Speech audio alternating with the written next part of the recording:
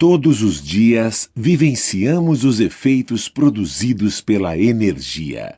Seja uma máquina térmica em funcionamento e que impulsiona a produção industrial, o derretimento das geleiras que preocupam o mundo ou o suor que mantém o corpo em equilíbrio. O que esses fenômenos têm em comum? Como acontecem e quais seus impactos para o ambiente? Responderemos a essas e a outras perguntas com a ciência da termodinâmica.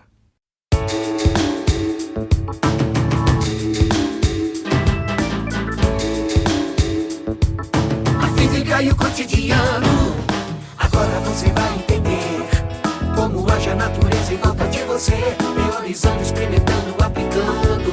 Não tem como você não compreender. Velocidade, astronomia, relatividade, quantidade, energia, eletricidade, medidas, tamanhos, imagens e sons, em todas as cores, em todos os tons. Deciframos o universo de A a Z, isso tudo feito pra você. A física e o cotidiano.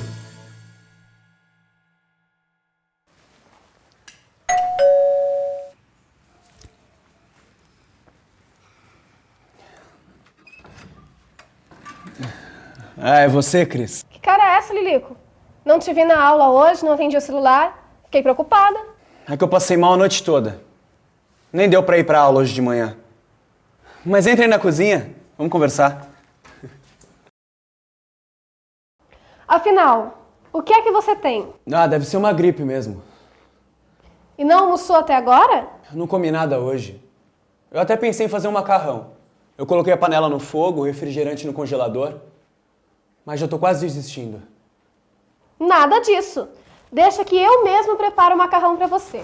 E vá deitar, porque lugar de gente gripada é na cama. Eu tô precisando mesmo, tô com um mal-estar danado, sabia? Dá pra perceber. É, mas eu vou esperar o macarrão da dona Cris ficar pronto, porque eu preciso repor as energias. É isso aí, Lilico. Daqui a pouco essa água ferve e logo o macarrão vai estar pronto. É, só espero que seja logo, preciso voltar pra cama. Só depende do fogo. Enquanto o macarrão está sendo preparado, vamos entender como o movimento das moléculas e dos átomos na panela determinam os estados térmicos da matéria. Movimentos livres e totalmente desimpedidos são próprios dos gases, um mundo de agitação e impactos microscópicos, onde as velocidades e direções do movimento mudam a cada choque entre as moléculas. Veja que em uma amostra de oxigênio a 25 graus Celsius, a velocidade média de uma molécula é de aproximadamente 1.400 km por hora. Em um segundo, ela realiza cerca de 5,8 bilhões de choques com outras moléculas. Isso acontece porque nos gases, as partículas têm grande energia cinética e se movem livremente. Já com o movimento das partículas mais limitado do que nos gases, os líquidos são substâncias que apresentam energia cinética intermediária. As forças microscópicas de atração agem como uma cola fraca, mantendo as moléculas próximas. Com o aumento da temperatura, no entanto, a velocidade média das partículas também aumenta, o que diminui a atração e torna o líquido mais fluido. E se a temperatura aumentar ainda mais, algumas moléculas podem deixar o líquido, desprendendo-se dele e passando ao estado gasoso, isto é, ganhando maior energia cinética para se descolar. Este fenômeno é conhecido por evaporação. Os sólidos são substâncias que apresentam características que decorrem do movimento ainda mais restrito de suas partículas. Elas apresentam baixa energia cinética e podem apenas vibrar, oscilando em torno das suas posições de equilíbrio, como se estivessem ligadas a molas invisíveis. Quando a temperatura aumenta, o que corresponde ao maior nível de vibração das partículas, permitindo o desprendimento de algumas delas e passando a ter energia cinética maior, é o processo de fusão ou derretimento do sólido. Cada mudança de fase recebe um nome: fusão, vaporização. liquefação ou condensação, solidificação e sublimação. A água já chegou ao ponto de ebulição? Como é? Não se lembra, Cris? O ponto de ebulição é a temperatura que uma substância precisa ter para passar do estado líquido para o estado gasoso.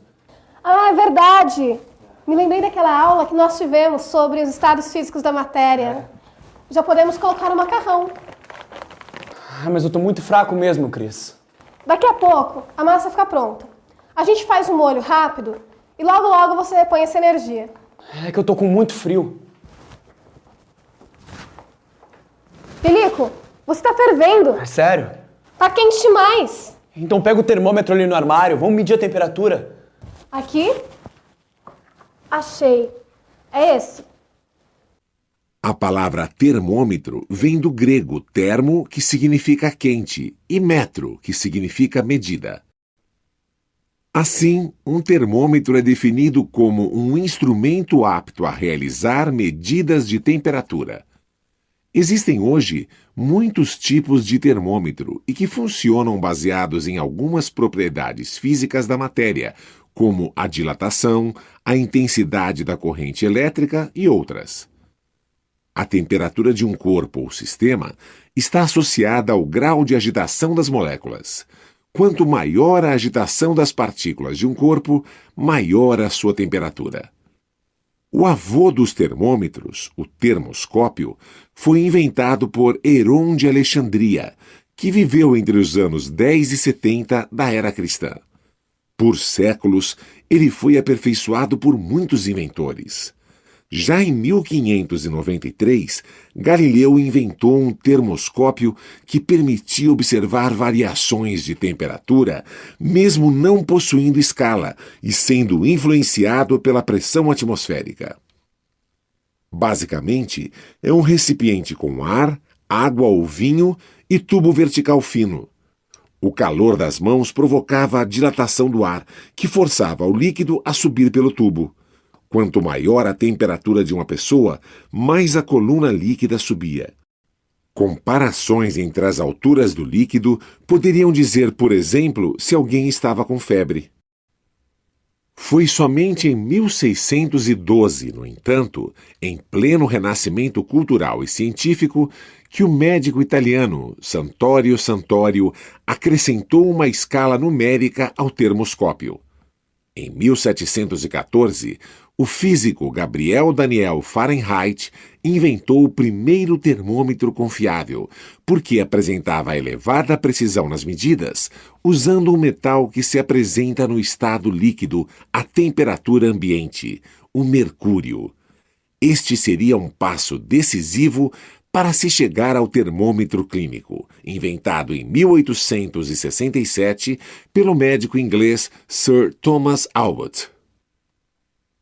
Pouco tempo depois, Daniel Fahrenheit introduziria sua própria escala, a escala Fahrenheit.